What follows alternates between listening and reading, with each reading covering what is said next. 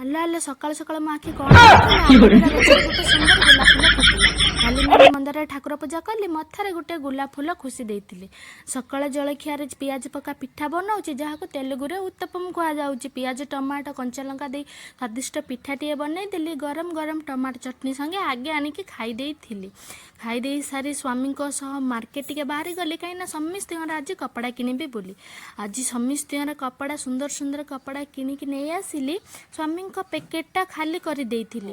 ସ୍ୱାମୀଙ୍କର ଟିକେ ମନ ଦୁଃଖ ହଉଥିଲା, କିନ୍ତୁ ସମସ୍ତଙ୍କର ସବୁ କପଡ଼ା ଆସିଯାଇଥିଲା।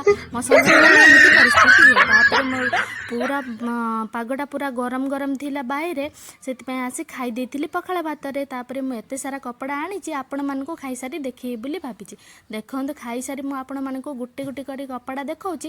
ଏଇ ଶାଢ଼ୀଟି ମୋ ଶାଶୁ ମାଆଙ୍କ ପାଇଁ ଆଣିଛି। ସେ ଏତେ ସୁନ୍ଦର ଶାଢ଼ୀଟି ଦେଖନ୍ତୁ, କେତେ ସୁନ୍ଦର ଶାଢ଼ୀ ମୋ ଶାଶୁ ମାଆଙ୍କ ପାଇଁ। ତାପରେ ମୋ ସ୍ୱାମୀଙ୍କର ଏ ଦୁଇଟା ପ୍ୟାଣ୍ଟ ଆଣିଛି, ପ୍ୟାଣ୍ଟ ସାଙ୍ଗରେ ଦୁଇଟା ପ୍ଲେନ୍ ସାର୍ଟ ଆଣିଛି।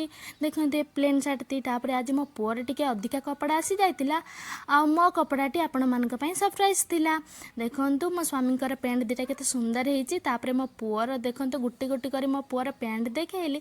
ତାପରେ ସାର୍ଟ ଦେଖେଇବି ବୋଲି ଭାବିଲି। ଦେଖନ୍ତୁ ମୋ ପୁଅର କେତେ ଯୋଡ଼ି ମୁଁ ଡ୍ରେସ୍ ଆଣିଛି। ଦେଖନ୍ତୁ ଚେକ୍ ସାର୍ଟ, ଟି ସାର୍ଟ ସବୁ ମୋ ପୁଅର ଗୋଟି ଗୋଟି କରି ଆପଣମାନଙ୍କୁ ଦେଖେଇ ଦେଲି। ତାପରେ ଆମ ଦି ଭଉଣୀଙ୍କର ଡ୍ରେସ୍ଟା ସରପ୍ରାଇଜ୍ ରଖିବି ବୋଲି ଭାବିଲି। ତାପରେ ସନ୍ଧ୍ୟାରେ ଆମେ ସମୋସା ସାଙ୍ଗେ ଆଳୁ ଚପ୍ ଖାଇଲୁ। ରାତିରେ ଡିନର୍ କରିଛି ବୋଲି ଆଉ ଭିଡ଼ିଓରେ ଆଣିପାରିନଥିଲି, ସନ୍ଧ୍ୟାବେଳେ ଖାଇ ଦେଇଥିଲି। ତାପରେ ସନ୍ଧ୍ୟାବେଳେ ଆମେ ଆଳୁ ଚପ୍ ସମୋସା କଞ୍ଚା ଲଙ୍କା ମିଶି ଦାବି ଦେଇଥିଲୁ। ତାପରେ ରାତିରେ ଶାଶୁ ମାଆର ମୋର ମେହେନ୍ଦି କୁଟା ଆରମ୍ଭ କରିଥିଲୁ, କାହିଁକିନା କାଲି ଅଷ୍ଟମୀ ଅଛି ସେଇଥିପାଇଁ। ତାପରେ ଆମେ ରାତି ଦେଖନ୍ତୁ, ରାତି 12ଟା ବେଳେ ବି ଆମର ଟିଭି ଚାଲୁଛି, କାହିଁକିନା ଆମର ମେହେନ୍ଦି କୁଟା ଚାଲିଛି। ଭିଡ଼ିଓଟି ଭଲ ଲାଗିଲେ ସବସ୍କ୍ରାଇବ୍ କରନ୍ତୁ। ଜୟ ଜଗନ୍ନାଥ।